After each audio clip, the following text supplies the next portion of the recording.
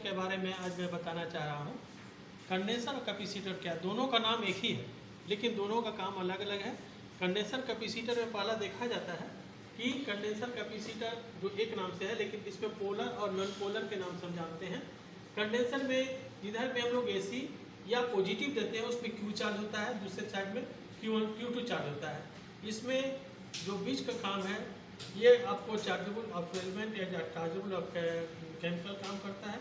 इसको कंडेंसर भी कहते हैं और ये इसमें नॉन पोलर है क्योंकि ये AC में दिया जाता है और DC में भी यूज होता है, इसलिए AC DC दोनों के लिए कंडेंसर और कंडेंसर कैपेसिटर काम करता है। दूसरा क्या होता है कि जिसमें फ्रीक्वेंसी चेंजर होता है, जिसको हम लोग फ्रीक्वेंसी चेंज करते हैं, उसमें हम लोग इसको VR मतलब वेरिएबल कैपेसिटर या कंडेंसर के नाम से जानते हैं। इसको गेन कैपेसिटर भी कहते हैं।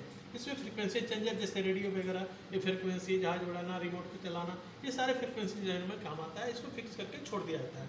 तीसरा में देखते हैं हम लोग, इसमें ये इलेक्ट्रोलाइटिक कंडेंसर है। इसमें पॉजिटिव नेगेटिव ऑलवेज हम लोग DC के यूज करते हैं और ये वोल्टेज पे डिपेंड करता है कि कितना वोल्ट पर हम कौन कंडेंसर को लगाएंगे। हम लोग देख रहे हैं कि ये आपको एक छोटा ट्रांसफार्मर है जिसमें स्टेप डाउन ट्रांसफार्मर लगा हुआ है, जिसमें हम लोग AC वोल्ट देते हैं तो स्टेप डाउन करके हमको AC ही पल्स देता है।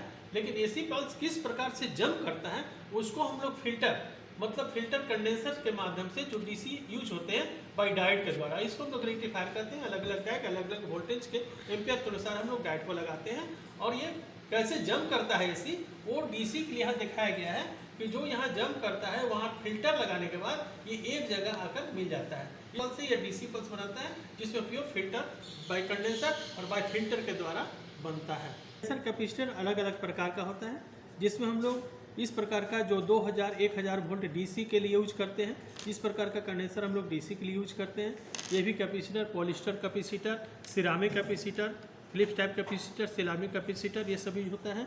ये सारे हम लोग को कंडेंसर AC और DC दोनों के लिए यूज होता है। इसमें हम लोग देखते हैं कि जिसमें पोलरिटी है, जिसमें माइनस और प्लस रहता है, ये माइनस के लिए पोलरिटी है, ये प्लस के लिए पोलरिटी है। इस प्रकार हम लोग DC के लिए हम लोग हमेशा इसको यूज करते हैं। ये सब कैपेसिटर हम लोग यूज करते हैं जो AC के लिए होता है, यह DC के लिए यूज होता है जो DC में होता है। कुछ कुछ कैपेसिटर ऐसा है जिसमें एक तरफ से गड्ढे नुमा होता है, ये हम लोग हमेशा इस प्रोड को हम लोग DC के लिए यूज करते हैं और इसको DC पॉजिटिव के लिए और इसको हम लोग माइनस के लिए यूज करते हैं। नापने के तौर पर हम लोग देखते हैं कि जो कंडेंसर फिल्टर बताता है, मतलब ये पॉजिटिव फिल्टर बताता है, जैसे माइनस है, कोई भी फ्रॉड को मल्टीमीटर से लेते हैं तो ये चार्ज और डिस्चार्ज बताएगा। देखिए चार्ज और डिस्चार्ज बताता है, ये धीरे धीरे धीरे डिस्चार्ज होगा। इस हालत में हम लोग देखते हैं कि कंडेंसर सही होगा, जिस कारण से कंडेंसर चार्ज और डिस्चार्ज बताएगा। यह हमेशा आपको पोलरिटी कंडेंसर में आएगा, जैसा फिल्टर रहेगा उस प्रकार से कंडेंसर चार्ज और डिस्चार्ज बताता है। दूसरा क्या है कि जिसमें माइक्रोफेरेड कम होगा, जिसमें माइक्रोफेरेड कम होगा वो तुरंत चार्ज और डिस्चार्ज बताएगा। देखिए चार्ज और डिस्चार्ज तुरंत यहाँ बता रहा है, ठीक है। उस प्रकार से हम लोग देखते हैं कि जिस कंडेंसर में दोनों तरफ बताता है वो शॉर्ट बताता है। देखिए हम लोग देख रहे हैं इधर भी बताया और इधर से नापने से भी बता रहा है। इस हालत में कंडेंसर ये शॉर्ट बताएगा।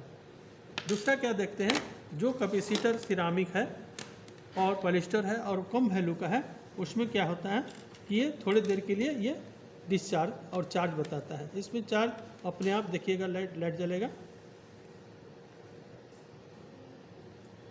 इसमें बहुत सा कंडेंसर है जिसमें हम लोग देखते हैं चार्ज बताता है कि नहीं बताता है।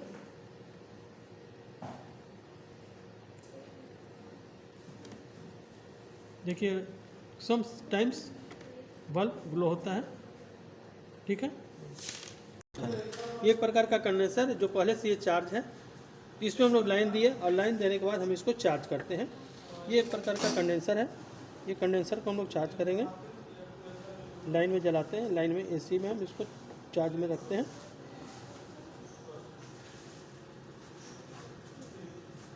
देखिए इसमें हम लोग AC दिए और इसी में ये कंडेंसर चार्ज हो गया। फिर इसके बाद देखिए सटाते हैं तो ये डिस्चार्ज हो जाता है। कलर कोडिंग होता है, कुछ कुछ कंडेंसर में कलर कोडिंग होता है।